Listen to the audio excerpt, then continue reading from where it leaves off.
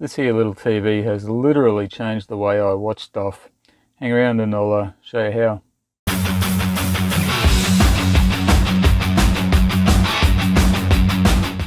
Hello and welcome back to the Moho, or the Moho bedroom to be exact. This is where I've got the little TV mounted. Now before I did have a different TV. This is an old TIAC. It definitely was not smart enough, so it had to go. Not a smart TV at all. That old thing has been replaced by this Sylvox 22-inch 12-volt RV TV. And you might be thinking 22 inches, that's pretty small. Well, as you can see, I don't really have a lot of space for anything bigger, and considering I'm fairly close to it when I view it, it's certainly big enough.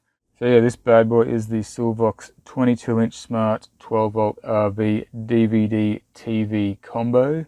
It's the Limo series. Now they also come in a 24 and 32-inch variant if you want something a little bit bigger. Now why I love these TVs is they are 12 volts, so they will work on anything between 9 and 36 volts, so you do not need an inverter running. But if you do want to run it off AC, it comes with an AC adapter. These are running Android TV version 11, which is really good. You can install all sorts of apps. Yeah, you can go into the Google Play Store and install whatever you want. And also it has Google Chromecast built in. Obviously it does have a built-in TV tuner. I don't actually use that because I don't have an antenna up on the Moho anymore, but it's there if you need it. Of course, we do also have a built-in DVD and CD player on the back of this thing. Unfortunately, it doesn't have Blu-ray capability, but yeah, definitely can play DVDs and music CDs. We've got two HDMI ports on the side and also two USB ports where you can plug in, you know, portable hard drives or USB sticks or whatever you want to watch some media off one of those. What the hell is that?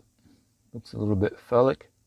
Anyway, it is a full HD 1080p TV. Compared to my old TV, this has got a really nice picture. Crystal clear, nice and bright. I really like it. Now, of course, being designed for motorhomes and caravans and stuff like that, as well as running on 12 volts, it's also built sturdy to handle vibrations, bumpy roads, all that sort of stuff. Now, you can wall mount it. As I've done here, it's mounted onto a moving arm. You do have to purchase one of those separately if you want to do that. The mounting holes on the back of the TV are 100mm apart, so fairly standard, I think. But it also does come with a desk mount if you wanted to mount it normally on a table or whatever. They say the power consumption of this little smart TV is less than 30 watts. I will be testing that myself. Now on that real quick, as well as being able to put it into standby mode, turn it off normally with the remote. There's also actually a physical switch on the bottom here where you can completely power it off, so it won't have any parasitic draw or anything like that, which is good if you're really watching your power consumption. It does take a little bit longer to boot up because it has to boot into that Android TV operating system. Now, as with most things, I'm not going to claim to be some kind of expert on smart TVs, okay? I've used a number of them in the past.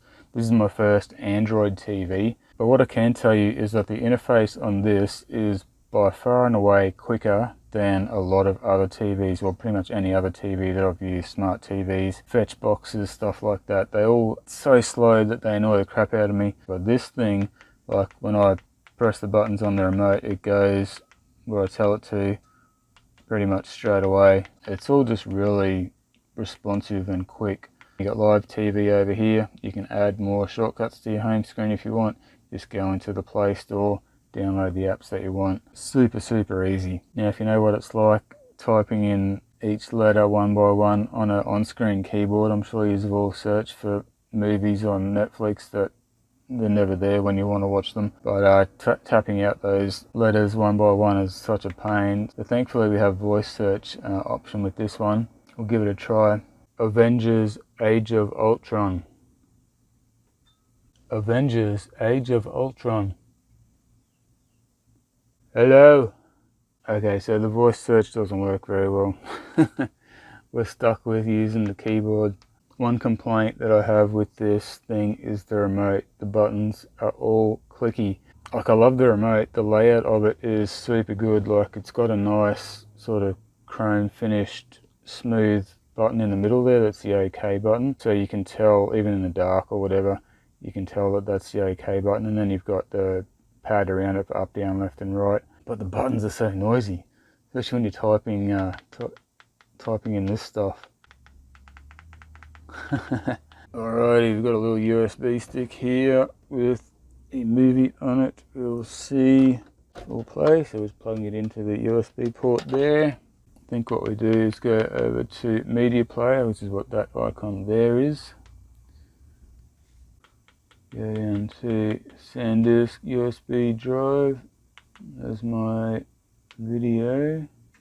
It's an MKV file. Look at that, beautiful. Plays no worries. Very good Sylvox. So it obviously can handle the latest up-to-date video codecs. A lot of older TVs that I've tried to play MKV H.265, shh mate, shush, won't play on TV through USB, so bit of a pain in the butt, but this one works awesome. Now I will just quickly show you guys how I used to watch TV on my not smart TV, my dumb TV, before I got the Sylvox. So what I would have to do is power up my computer here. Now I do have a HDMI cable running all the way back to that TV, so I can still do it this way if I want to, and I do still do it this way from time to time. But I would open up on this PC a program called Kodi. If any of you guys are a little bit nerdy, got a little bit of nerd knowledge, and you haven't ever used Kodi, I would definitely recommend checking it out. It's a pretty cool media center application. So you've got to set all this stuff up yourself. It's not easy. It's a real pain in the ass to get it set up. So yeah, basically I've got this screen is mirrored, the same screen is showing on the HDMI port on the TV. So if I switch the source on the TV over to HDMI 1, should come up with the same crap that's on the screen over there. I do need to use my phone as a remote for this program. I can go into all my locally stored movies here. So, and if I go back, I've also got my TV shows set up here as well. Don't judge me, but I've got a whole bunch of stuff.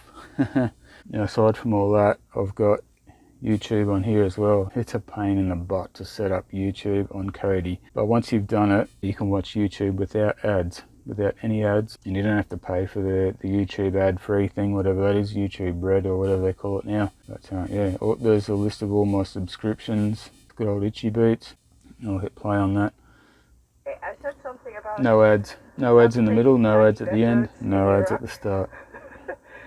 Essentially, the trouble with that is running that computer, that thing uses 100, 150 watts. TV as well, you know, you're looking at a fair bit of power draw there using the computer as well as the TV. So being able to just use this and watch, you know, YouTube on here without the computer on uses a lot less power. Obviously I've got to put up with the ads, but that's okay. You know, yeah, the DVD player is on this side, quite easily accessible from the back there, and you've also got a whole bunch of buttons on the back here that you can control the TV with if you lose the remote, or if you just want to turn it off without looking for the freaking remote, that sort of stuff. Yeah, I'm loving my new TV, guys. It's a little ripper.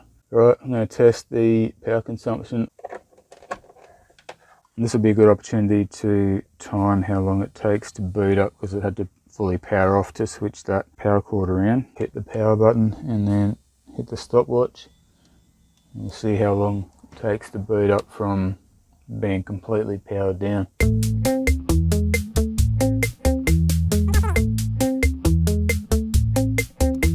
Yeah, there we go.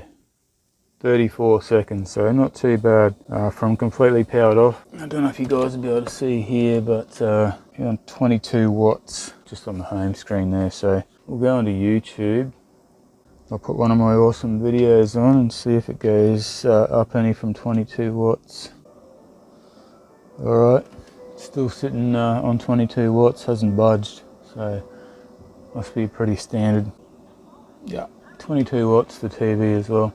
Alright, so we'll check it on standby. I don't think it will show anything on standby, and down to 0.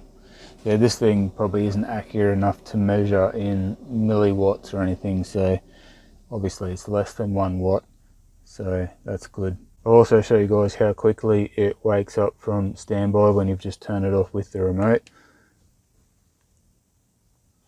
in real time. There you go. If it's been off for quite a while, you will need to wait for the Wi-Fi to reconnect if you want to stream stuff, but that usually only takes maybe 5 seconds. Alright guys, there you go, the Sylvox Limo series 22-inch TV. Check it out if you're after something like this. If you've got a motorhome or a caravan or whatever, you want a 12-volt TV, 12-volt smart TV, you can watch YouTube and all that stuff, the cricket, get on the big bash guys, it's awesome. So yeah, as I said, really chuffed with this little TV guys.